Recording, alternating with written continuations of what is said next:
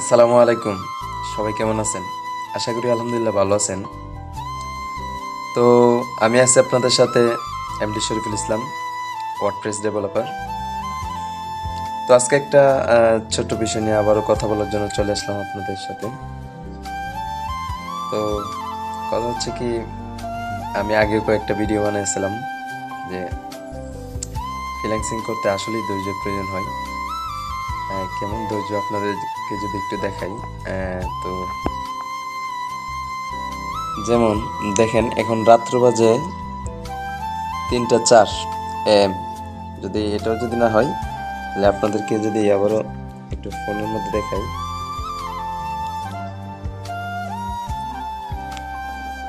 3টা 4, 26শে ডিসেম্বর, বৃহস্পতিবার। তো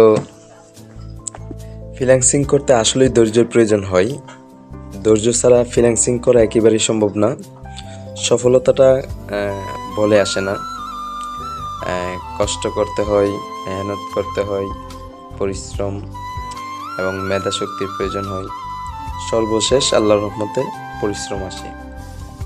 তো যারা ফ্রিল্যান্সিং করবেন ভাবছেন অথবা ফ্রিল্যান্সিংয়ের মধ্যে আছেন, তাদেরকে বলবো ধৈর্য ধরেন। আল্লাহর রহমতে ইনশাল্লাহ একটা কিছু হবে। ধৈর্য ধরে যদি টিকে থাকতে পারেন, তাহলে আসলেই আপনি আপনার জীবনটাকে একটা সুন্দর পর্যায়ে নিয়ে যেতে পারবেন। নিজের স্বপ্নটাকে পূরণ করতে পারবেন। স্বপ্ন তখনই ধরা যাবে যখন নাকি আপনি সেটার পিছনে দৌড়বেন, মেহনত করবেন, পরিশ্রম করবেন। স্বপ্ন সেটাও নয় যেটা আমি ঘুমিয়ে দেখি।